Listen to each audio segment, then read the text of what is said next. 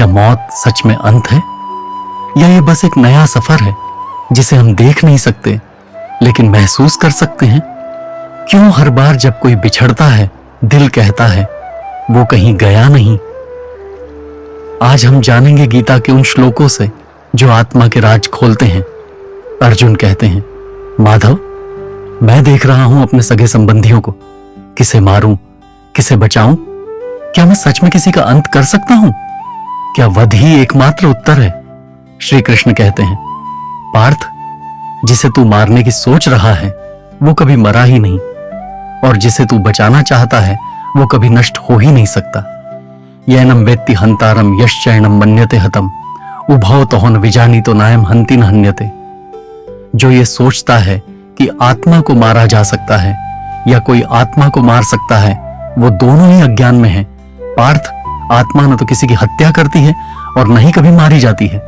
न जायते म्रियते व कदाचिन नायम भूत्वा भविता वा न भूय अजो नित्यः शाश्वतोयम पुराणो न हन्यते हन्यमाने शरीरे। श्री कृष्ण, आत्मा न तो कभी जन्म लेती है और न ही कभी मरती है। वो नित्य है, शाश्वत है, अजन्मा है, पुरातन है। शरीर चाहे नष्ट हो जाए, आत्मा को कोई नहीं छू सकता। अर्जुन धीरे से गहराई में डूबा हुआ, तो क्या जो मैं समझ रहा था वो बस शरीर की लड़ाई थी, और असली युद्ध तो भीतर का है?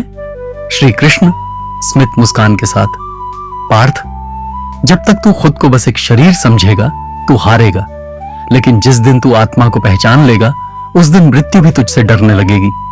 जब कोई हमें धोखा देता है हम टूट जाते हैं, जब कोई अपना हमेशा के लिए चला जाता है हम बिखर जाते हैं, लेकिन गीता हमें याद दिलाती है कि जो चीज सबसे सच्ची है वो कभी नहीं मरती, आत्मा।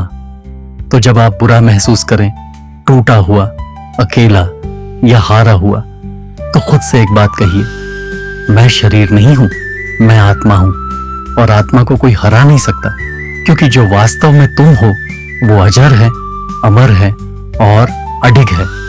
तो अगली बार जब जिंदगी तुम्हें तोड़ने लगे या कोई तुम्हें छोड़कर चला जाए, तो याद रखना, जो चीज सबसे असली है वो कभी जाती नहीं, वो बस दृष्टि से ओझल होती है। अब सोचो, अगर आत्मा अमर है तो डरता कौन है, हारता कौन है और रोता कौन है?